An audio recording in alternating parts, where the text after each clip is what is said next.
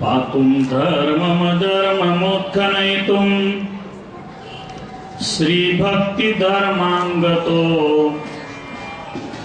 जाया उत्तरकौशलेषु दयया सर्वेश्वरेशाय च तृप्तिं वाक्यसुधारसैर्विदधतेर्नैजे निजानामुः तस्मै श्रीहरये नमोस्तु सहजा नंदाय सद्वर्णिने।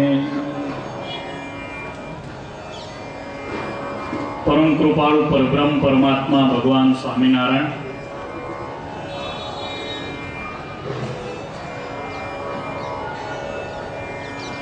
आ शुं बोले छे?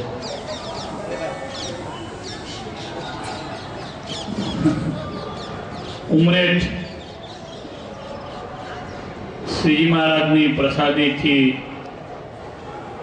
पवित्र थयेलुं महाराजना चरण कमळथी अंकित आ गाम, एमां आपणा मंदिरमां विराजमान पूर्ण पुरुषोत्तम घनश्याम महाराज,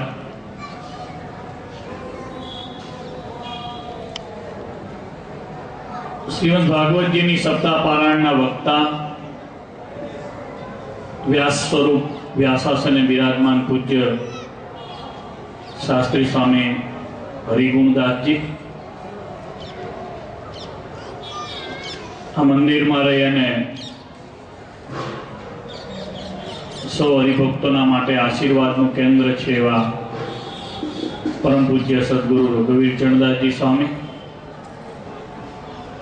स्वामीना मंडळना तमाम संतो, मारी साथे पधारेला पूज्य प्रभु स्वामी, पवन स्वामी, श्री हरिना लाडेला श्रीमद भागवत जी की कथाना यजमान परम भगवदीय मुकेश भाई,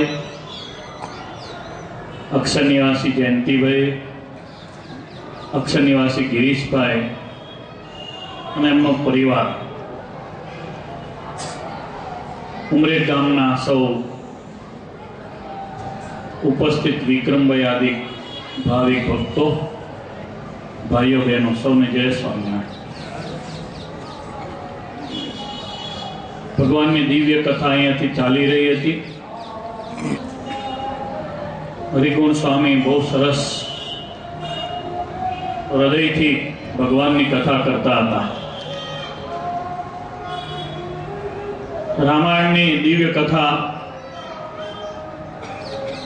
एनु श्रवण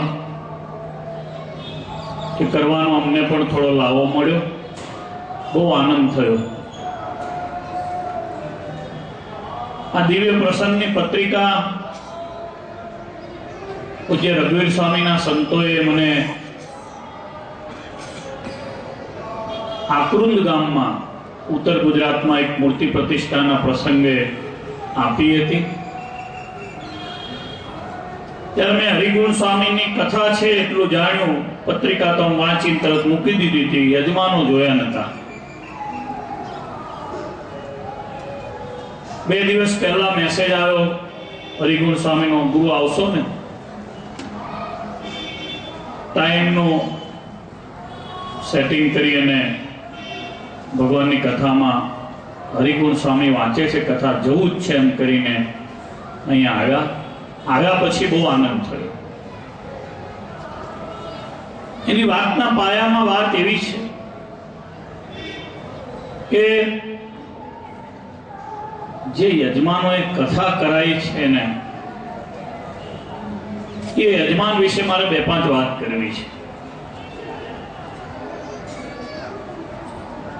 अक्षर निवासी जयंती भाई जे अपना उत्सवना यजमान छे, मुकेश भाईना पिताश्री थाय। मारे आ संप्रदाय में 40 वर्ष थया त्यागी जीवन में। एमा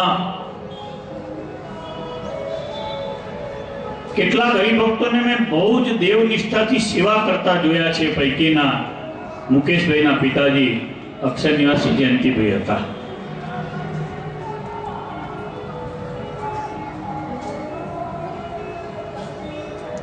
અતિશય મુંબઈના ભાગદોડ વાળા જીવનમાં પણ ભગવાન ગોલોક બિહારી મહારાજની જે એમણે સેવા કરી છે, બહુ મોટું ભાગ્ય માનીને સેવા કરી છે. બહુ મોટું ભાગ્ય માનીને સેવા કરી છે. શું સેવા કરતા? તો દરરોજ ગૌલોક બિહારી મહારાજ માટે દાંતણની સેવા કરતા. પોતે જાતે દાંતણ, મુંબઈમાં તો તાજા તાજા દાંતણ બહુ સરસ મળે, પણ એને લાવવાના, એને છૂંદીને તૈયાર કરવાના. ગૌલોક બિહારી મહારાજ માટે શરીર ચાલ્યું ત્યાં સુધી મંગળા આરતી કરવાની, શણગાર આરતી કરવાની, બને તો રાજભોગ આરતી પણ કરવાની, સાંજની સંધ્યા અને શયન પણ કરવાની. કારણ કે રહેવાનું મંદિરની સામે જ ગુલાલવાડીમાં હતું.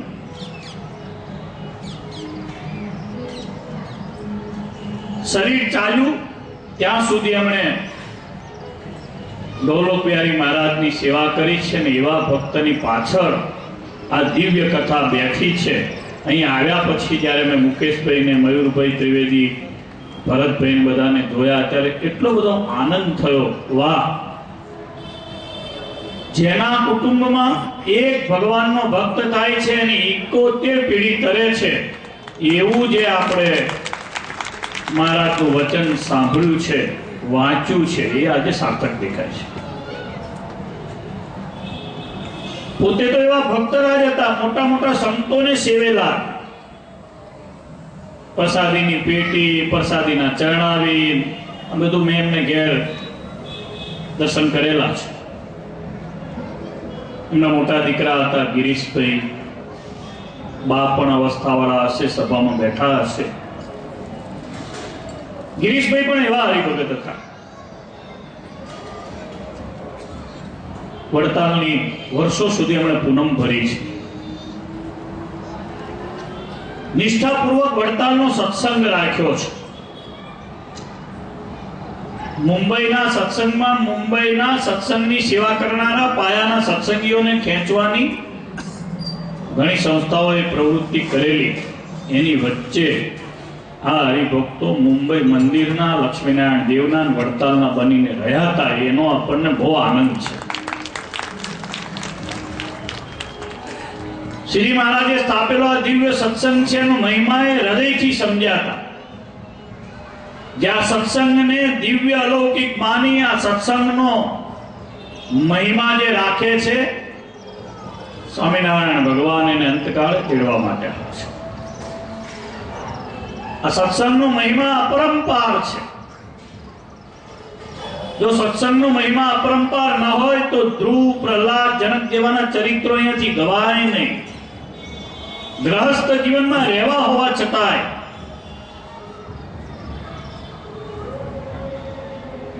યોગેશ્વરો એમની પાસે ઉપદેશ લેવા જાય એવી વાત હમણાં જ આપણે કથામાં સાંભળી. આ ભક્તોનું પણ જીવન એવું હતું. સ્વામિનારાયણ ભગવાનની અતિશય કૃપાથી આપણને આ દિવ્ય સત્સંગ મળ્યો છે. ભક્તો,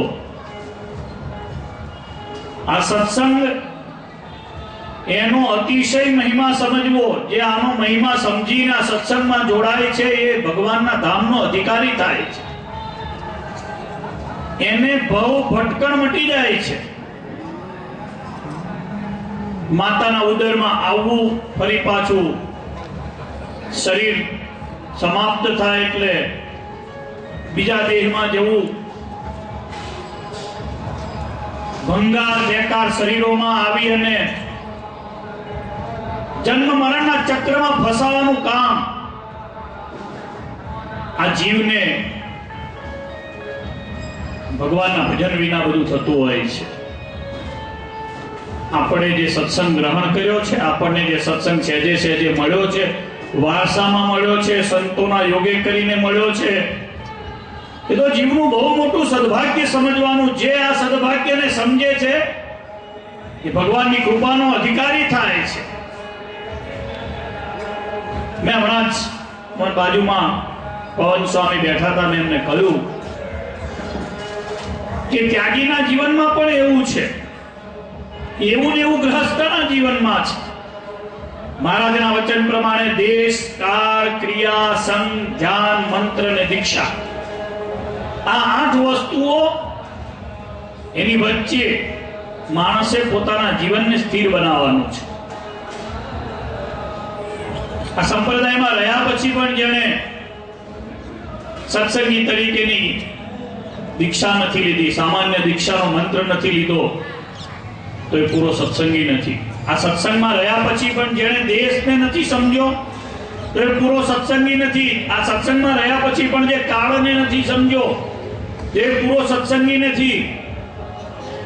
આ સત્સંગમાં રહ્યા પછી પણ જો એને સત્પુરુષનો સંગ ન મળ્યો, તો એને સત્સંગને પૂરો પચાવ્યો નથી. એ અડધો સત્સંગી છે.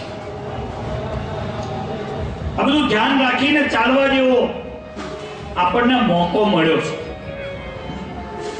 અને પણ સહેજે સહેજે છે. જેમ આ આયોજન કોઈકનું છે. યજમાન તો મુંબઈથી આવીને એમના સગાઓના કારણે અહીંયા દીકરી એ ઘરમાં ગયા છે, અને કારણે અહીંયા સત્સંગના માહોલ એમણે રાખ્યો છે. આ ગામના એમના ઘરમાં પુત્ર વધુ હતા, એને પરિણામે બીજા બધા જે બધા બેઠા છે એને તો સહેજે સહેજે આ લાભ મળ્યો છે. આ લાભ એટલે આને અલૌકિક લાભ આપણે કહીએ છીએ. ભગવાન જે કૃપા કરીને આપણને લાભ આપે છે, ભગવાનના ચરિત્રોને સાંભળવાનો, એ અલૌકિક લાભ છે. સંપ્રદાયની બહુ અત્યારે દિવ્ય સ્થિતિ છે. સહેજે સહેજે ભક્તોને સંપ્રદાયમાં પોતાપણું મનાવ્યું છે. એમના માતાને મળેલો થોડો ભાગ છે, થોડા ઘણા પૈસા છે જમાના પ્રમાણેના, એમાંથી એમણે નક્કી કર્યું કે મારા પતિને અર્થે, મારા દીકરા ધામમાં ગયા છે એને અર્થે હું ઉમરેઠ જેવા પવિત્ર સ્થાનમાં કથાનું આયોજન કરાવડાવું. અને આટલા બધા ભક્તોને એમણે લાભ આપ્યો. ખરેખર આ જે ઘરમાં આવેલી લક્ષ્મી છે, શુભ લક્ષ્મી છે, દૈવી લક્ષ્મી છે, દૈવી સંપત્તિ છે, એનું પરિણામ છે કે શ્રીમદ ભાગવતજીની આ કથા થઈ રહી છે, ભગવાનના મંદિરમાં થઈ રહી છે. સદગુરુ ગોપાળાનંદ સ્વામી જ્યાં દિવ્ય સ્વરૂપે બિરાજમાન છે, એમની રૂબરૂ થઈ રહી છે, એમની સમક્ષ થઈ રહી છે. આપણને તો બહુ સારો આ યોગ મળ્યો છે. એક જમાનો એવો 50 વર્ષ પહેલાનો હતો કે આવું માઇક નહોતું, આવી લાઇટ્સ નથી, આવી વ્યવસ્થાઓ નથી, સોફા ઉપર બેસવાનું એ તો સાંભળ્યું જ નહોતું. કેટલી બધી અદ્ભુત વ્યવસ્થાઓની વચ્ચે કથાનું આયોજન આપણને યજમાનો આપતા હોય છે. વક્તાઓ પણ પૂરેપૂરા પ્રિપરેશનથી બેસીને કથા કરતા હોય છે. એ પણ કોઈ સંતના મુખે, ભગવાનના સંતના મુખે ભગવાનની કથા સાંભળવી એ પણ મોટું સદભાગ્ય યજમાનનું ગણાય છે. આજે ભગવાનની દયાથી એ જે દિવ્ય સત્સંગ મળ્યો હતો એને પૂરેપૂરો જીવનમાં ઉતારી, અને મુકેશભાઈએ એમના માતુશ્રીએ અહીંયા જે દિવ્ય શ્રીમદ ભાગવતજીની કથાનું આયોજન કરાયું છે, ત્યારે હું અહીંયા બિરાજમાન પ્રતાપી ઘનશ્યામ મહારાજના ચરણોમાં પ્રાર્થના કરું છું કે આ પરિવારમાં કાયમ સત્સંગ રહે એવી મહારાજ કૃપા કરજો. સત્સંગ છે તો બધું છે, સત્સંગ નથી તો કંઈ જ નથી. સંપત્તિ કઈ બહુ મોટી નથી. મુંબઈમાં રહ્યા છે એટલે છેલ્લે સુધી એક નાના કાતરિયામાં રહ્યા છે. હજુ પણ એવી સ્થિતિમાં થોડું ઘણું સુખ મળ્યું હશે, પણ પોતાના ભાગમાં આવેલી સંપત્તિમાં જે અમારે કરવું છે એવો જે શુભ વિચાર આવે છે એ ધ્રુવ, પ્રહલાદ ને જનકની હરોળમાં તમને મૂકે છે. કારણ કે ભગવાનના ચરિત્રો બધાને મળતા નથી. પરમેશ્વરના ચરિત્રોને યાદ કરવાનું મન થાય બતાવે છે. કે હૃદયમાં ભગવાનનો નિવાસ છે. આજે આવું દિવ્ય ભગવત ચરિત્ર અહીંયાથી ચાલી રહ્યું છે. ભગવાન શ્રી કૃષ્ણ નારાયણનું પ્રાગટ્ય થવાનું છે. મહારાજને પ્રાર્થના કરું. હરિગુણ સ્વામી બહુ સારા વક્તા છે ને હજુ સારા વિશેષ વ્યવસ્થાઓ જમાના પ્રમાણે બધું જ આપણને જોવા મળે છે, સાંભળવા મળે છે. જગતના બીજા વક્તાઓને પણ આપણે જોઈ સાંભળી શકીએ છીએ દ્રશ્ય શ્રાવ્ય માધ્યમોથી, ઇલેક્ટ્રોનિક્સ માધ્યમોથી. તો બહુ સારા વક્તા તૈયાર થાય એવી ભગવાનને ઘનશ્યામ મહારાજના ચરણોમાં પ્રાર્થના કરું. એમના ગુરુ રઘુવીર સ્વામી નિર્મળ હૃદયના, સંત હૃદયના, સાધુતાના ગુણે યુક્ત એવા બહુ સારા સંત છે. ઉમરેઠ મંદિરનું, ઉમરેઠના સત્સંગીઓનું એવું સદભાગ્ય છે કે ગોપાળાનંદ સ્વામી અહીંયા રહ્યા, શુકમુનિએ મંદિર કર્યું, નીલકંઠ શાસ્ત્રી જેવા અને હરજી ભગત જેવા મોટા મોટા મહાપુરુષોએ આ મંદિરને સેવ્યું. અને આ ગામનું એવું સદભાગ્ય છે કે રઘુવીર સ્વામી આ મંદિરને સેવી રહ્યા છે. કારણ કે મંડળ મળવું બહુ અઘરું છે. મંડળો મળવા બહુ અઘરા છે. સર્વોત્તરના ઘણા બધા ગામોમાં શિખરબંધ બબે મંદિરો થાય એટલો મોટો સત્સંગ સમાજ હોવા છતાં એક સંતને શોધવા પાછળ કેટલી જાતના નોરાઓ કરે છે તો પણ સાધુનું મંડળ મળતું નથી. એટલે આનો જેટલો મહિમા તમે રાખો એટલો ઓછો છે, જેટલો રાખે એટલો ઓછો. આ બહુ અઘરું છે. કોઈ એક જગ્યાએ હરિભગતને સાથે રાખીને વ્યવહારમાં રહેવું સાધુએ, એ બહુ કઠણ કામ છે. મહારાજને પ્રાર્થના કરું હરિગુણ સ્વામી બહુ સારા વિદ્વાન સંત તૈયાર થાય. મંડળમાં પણ બહુ સારા સંતો છે. ભગવાન એમને પણ ખૂબ શક્તિ આપે. યજમાન પરિવારને, મુકેશભાઈને, એમના ઘરેથી શ્રીમતી છે એમને, એમના માતુશ્રીની તબિયત સારી રાખે અને અહીંયા ઉપસ્થિત તમામ સત્સંગીઓને આ કથાના પરિણામે જેવી આ કથામાંથી આપણને પ્રેરણા મળે, અહીંયા બેઠા બેઠા અત્યારે જે સ્ટીલ હમણાં જે વિચાર છે કે મારે પણ મારા જીવનમાં કથા કરાવવી છે, મારે પણ મારા જીવનમાં મંદિરમાં કંઈક આપવું છે, લેવું છે, મારે મંદિરમાં જઈ અને આ સેવા કરવી છે, એવા જે સદવિચારો અત્યારે જેને આ વાત સાંભળીને પ્રગટ થયા છે, ભગવાન કૃપા એવી કરે કે દરેક સત્સંગીઓના મનમાં પોતે જાતે એના મનમાં વસીને આવા સારા સારા ઉત્સવ કરાવવાની હરિભગતને પ્રેરણા આપે એવી મહારાજ એમના પર કૃપા કરે. શ્રીજી મહારાજના ચરણોમાં, વડતાલવાસી લક્ષ્મીનારાયણ દેવ હરિકૃષ્ણ મહારાજના ચરણોમાં પ્રાર્થના કરીને વિરમું છું. બોલો સ્વામિનારાયણ ભગવાન.